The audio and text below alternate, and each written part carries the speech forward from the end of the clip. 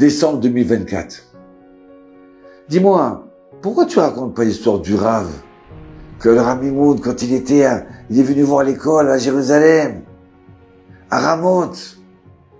Mais c'est quelle histoire? Quoi, tu te rappelles pas quand il bénissait les enfants et tout ça? Comment il était heureux? Ah non, raconte-moi, je me rappelle plus. Alors voilà. Toi, à chaque fois que tu voyais le Rav, chaque fois tu disais Rav, viens à l'école, viens à la yeshiva. Viens voir, c'est ton école, c'est toi qui m'as dit de l'ouvrir. Rav, d'accord, je vais venir. Et à chaque fois que tu le voyais, tu lui demandais. Et là, un jour, il te dit, il t'appelle au téléphone. Allô, oui. Avraham à l'appareil. Quoi, Rav Mimoun? Oui, Avraham. Attends. Oui, Rav. Est-ce qu'on peut venir maintenant? Et bien sûr, Rav. Genre, je vous attends tout de suite. Et alors, voilà, c'est ça l'adresse. Et voilà, il arrive. Il descend de la voiture. 80 ans. Ah, et comment j'étais content de le voir. Il rentre et tous les enfants autour de lui. Il se trouve dans le bureau. Il n'a pas bougé du bureau. Mais tous les enfants, ils sont rentrés. Rav, une bracha. Mais quelle joie!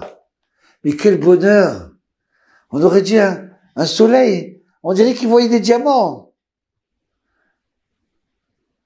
Et il avait les yeux qui brillent.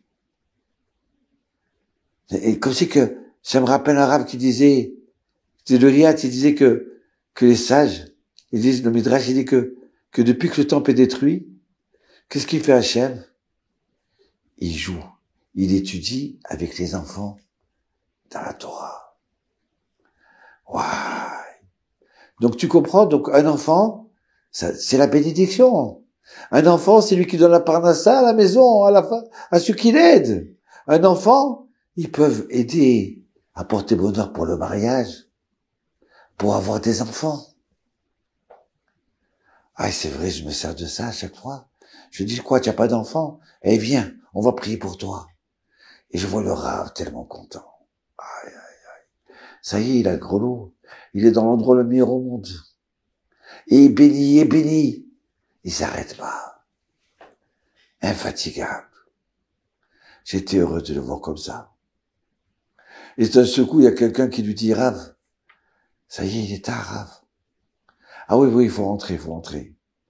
Et là, il dit au revoir à tout le monde.